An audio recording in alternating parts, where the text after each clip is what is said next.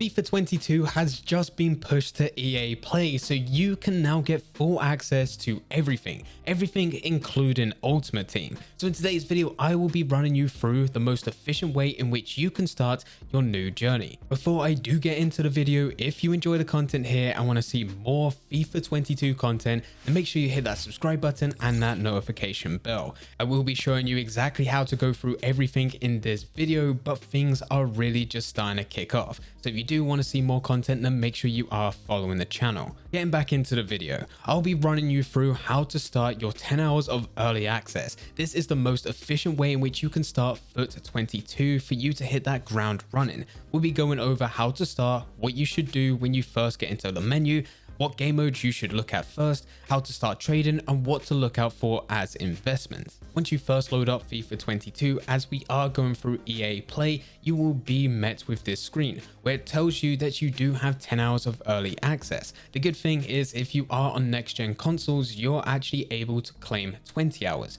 That's 10 hours for you to play on your next gen console. Plus on top of that, you can also find in your menu a version that you can find of FIFA 22 of previous gen. And that's where you're able to claim another 10 hours. One of the biggest things to point out, and it is something that everyone is currently pointing out, so you should know this, but just in case you don't, this is 10 hours of early access. If you just wait around in the menus, the timer is still ticking down. If you're not playing the game, the best thing for you to do is to close the application and just stay in the Xbox menu, ready for you to come back and load up FIFA 22 again. There's other things that you can do, which we will talk about in this video, where you can play Ultimate Team without it being on a console, but we will talk about that later once we actually get round to it. So firstly, starting your Ultimate Team. The first thing that you need to do is go through the introduction. This is where you select your nation, you see your starter team, you select your kits, you select your badges, and then you're on your way. 90% of this is entirely up to you, but I do recommend once you get to your nation, I either recommend going for French or Brazil. Whichever nation you select here, you'll get the majority of players in your starter team that fit that nation, making it slightly easier for you to link up and be on your way. The reason that I recommend going for French or Brazil isn't because you're going to get a better team, but it's that those players that you do get can potentially be used for SBCs later. And the SBCs that we're talking about can be very expensive, especially at this early stage, but they can be very rewarding. But at the end of the day, this is just my recommendation. It is still entirely up to you. Once you actually get into the menu, you'll be rewarded with your loyalty packs and any bonuses that you got from FIFA 21.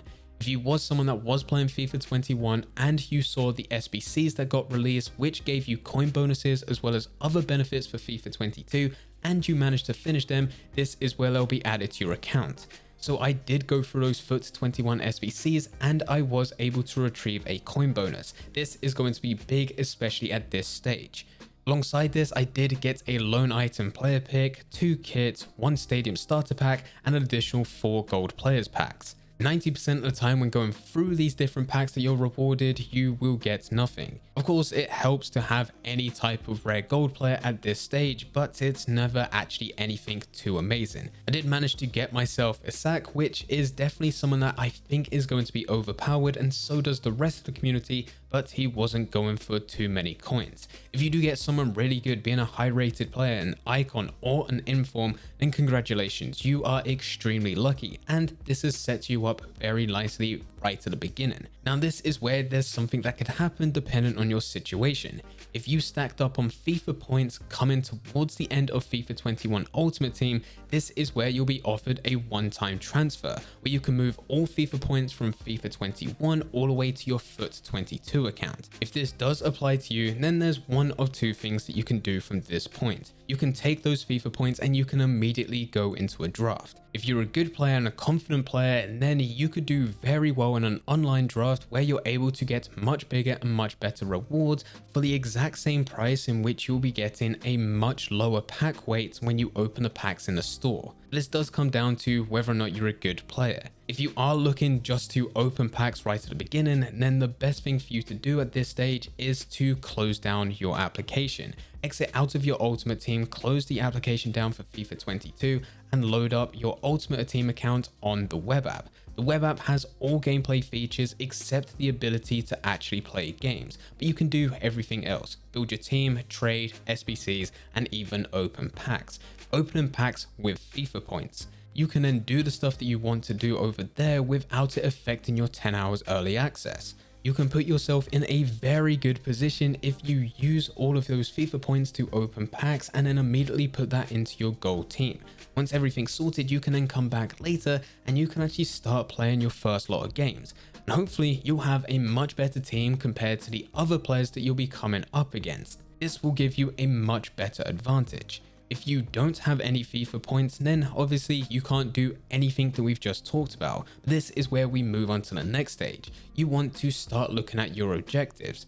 If you go into your objectives and head all the way over to Foundation, there's some stuff that you can do in here incredibly easily, very quickly. If you go down to the basics, you'll find 6 different objectives: top up managers, top up contracts, club name, squad battles, commonalities, and positioning.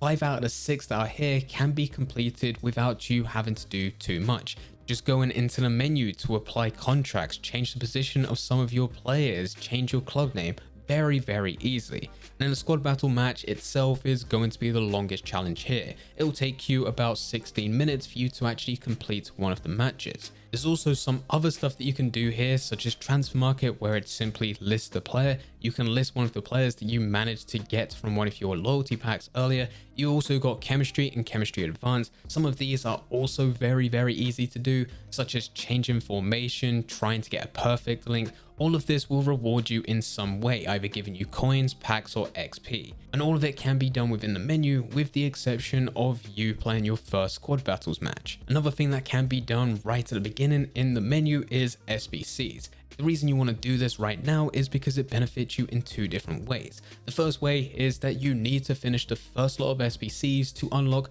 every other SBC within the game. You can't actually do that until you complete the first one. The second reason is that there are objectives which are connected to this SBC. So by completing it, you complete the SBC itself, plus you also complete one of the objectives. The SBC in name here is called Let's Get Started, and in here there'll be 3 different teams you need to put together. In fact, you can't even call them teams, you just need to put together a few players and then you'll be able to be rewarded with much better rewards. These are called the first exchange, the second step, and the third step. None of this should be costing you a single coin for you to be able to go through any of these different teams. It requires bronze players for you to go through them, and all of these bronze players will be given to you right at the beginning when you first get your starter team. The reason you want to go through them is because the rewards that you get out of them will be paying you a lot more than the players that you initially put in. Not to mention that the bronze players that you got within your starter team aren't going to be too great anyway, that you're going to want to keep them. Once this is done, this is everything that you can do in the menu which will reward you with packs or players before even going into your first game. Now, let's actually talk about your first game. Yet again, this all depends on the current situation you're in. As said earlier, if you were someone that did load up on FIFA points before FIFA 22 and you transferred them over with the intention of using them for draft, then go and play draft. Enjoy yourself, you'll be able to do very well within that, and if you are a good player and you do get to the final and you can win it, you're going to be able to get much bigger and much better rewards than if you use those exact same FIFA points to open packs. If you haven't got FIFA points, then you have 2 options. You can either go into online to play division rivals, or you can go into squad battles. If you go into rivals, you're going to be playing dedicated fans. These are all the players that have also bought EA Play just to get a head start in this game, so they know exactly what they're doing when it comes to FIFA. They've gone through this many times before, and they have the intention to win every game that they go through. So I only recommend going through division rivals if you're a confident player. If you're not a confident player but you still want to have a head start and still have a chance of hitting this ground running, then your other option is to go through squad battles. With squad battles, you'll be playing against the AI, so you do get to choose the difficulty, but it's just as rewarding because of the limited amount of players able to play FIFA 22, as it is only those that are playing EA Play, and as those that are playing EA Play are dedicated fans and they want to win every game in division rivals, it makes squad battles a very valuable game mode to go through, especially as a beginner. The points required for you to have a high rank within this game mode for this week is going to be dramatically lower. This is because with the ranks within squad battles, it's based on the average amount of points for the community. And as not that many people are playing, it means that the points are going to be relatively lower compared to what we have for the rest of the year. So if you do choose this option, you'll be able to have a fairly high rank without actually putting too much time into this game mode. Whichever game mode that you go through, you will be able to get 500 coins for your first game, but you'll be able to build that up after your second game because hopefully if you win your first one, you'll have enough XP to progress through the season. And at level 2, you'll have a coin boost of 500 coins for 5 matches. This really does help you. And if you did do the SBCs in Foot 21, you'll actually have a coin boost within your first game where it gives you 1,500 coins. Once you start to build up a few thousand coins into your account, this is where we can move on to some very basic trading. Right now, you can just find any type of player on the market and it's likely that they're going to be a good deal.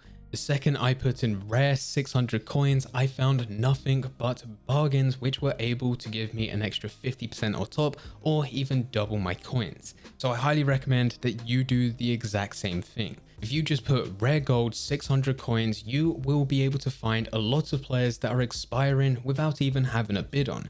If you just go through the list and look at the players that are expiring with no bids on, eventually you'll find a player which you think doesn't actually belong here.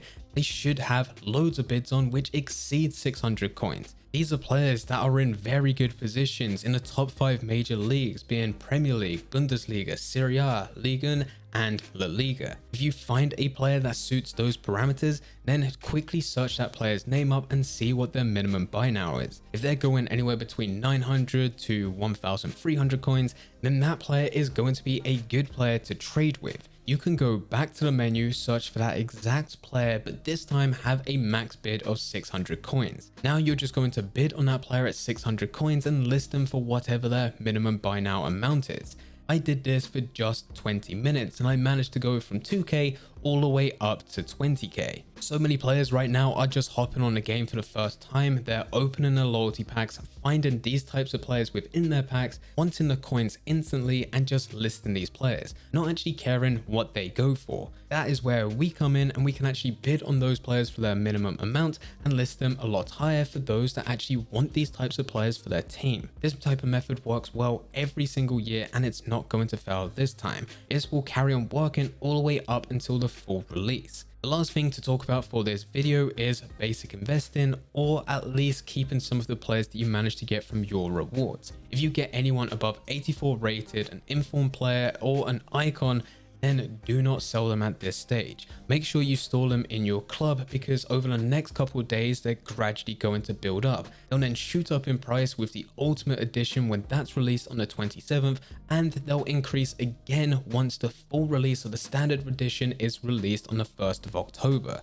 So if you get anyone like that in your packs, then make sure you save them. If you're like me and you didn't get lucky with your packs, you didn't get anyone like that, then this is the time in which you can use these trader methods, build these SBCs, go through your games, complete objectives, and build as many coins as possible for you to actually buy into these players. You can buy into them now, just store them in your club or even use them within your team. And then once the 27th and the 1st of October comes, they will hopefully be at a much higher price where you can actually sell them on if you choose to. But anyway, guys, this is the beginner's guide to FIFA 22 Ultimate Team if you have EA Play. Let me know in the comment section down below if you do have any questions about anything that we've talked about. I'm also curious if any of you managed to get any good packs as your loyalty rewards. As you can see, I didn't get anything, but I know some of you guys have probably got some icons. You've probably got Messi, Ronaldo, Lewandowski. You've probably got some of the new players from the team of the week. So let me know in the comment section down below. But anyway, guys, I hope you guys did enjoy. If you did enjoy it, don't forget to leave a like and subscribe. But for now, I'm going. So see ya.